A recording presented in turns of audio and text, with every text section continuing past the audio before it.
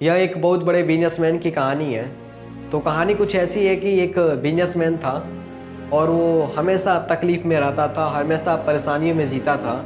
वो कभी खुश नहीं रहता था क्योंकि उसके साथ एक बहुत बड़ी घटना घट गई थी जिसे वो सोचकर हमेशा परेशानियों में जीता था। तो एक दिन वो एक बहुत महान संत के पास गया और कहा कि महाराज, मैं हमेशा परेशानियों से जीता हूँ और इस परेशानियों से निकालने के लिए कोई मुझे उपाय बताइए।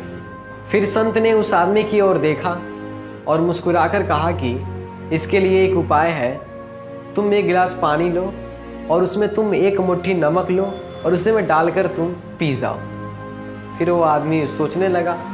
फिर कुछ देर के बाद वो आदमी ने क्या किया कि एक गिलास पानी लिया और उसमें वो एक मुट्ठी नमक लिया और उसे डालकर वो पी गया।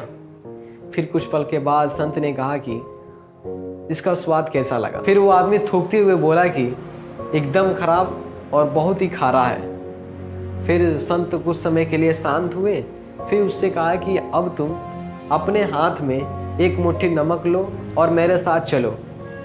फिर वो आदमी अपने हाथ में नमक लेता है और संत के साथ चलना शुरू कर देता है। फिर संत और वो आदमी दोनों एक बहुत ही बड़े झील के पास गए और वहाँ रुके।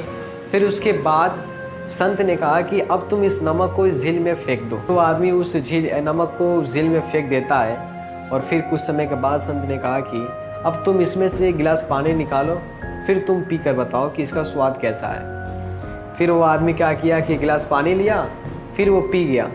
फिर कहा कि इसका स्वाद बहुत ही मीठा है, बहुत ही अच्छा है। फिर संत ने कहा कि जीवन का दुख बिल्कुल इसी नमक की तरह होता है, न इससे ज़्यादा न इससे कम। यदि तुम दुखी हो तो तुम सिर्फ इतना ही कर सकते हो कि तुम खुद को बड़ा कर लो। और याद रखना कि समस्या आएगी तो तुम गिलास मत बने रहो, बल्कि एक झील की तरफ बन जाओ।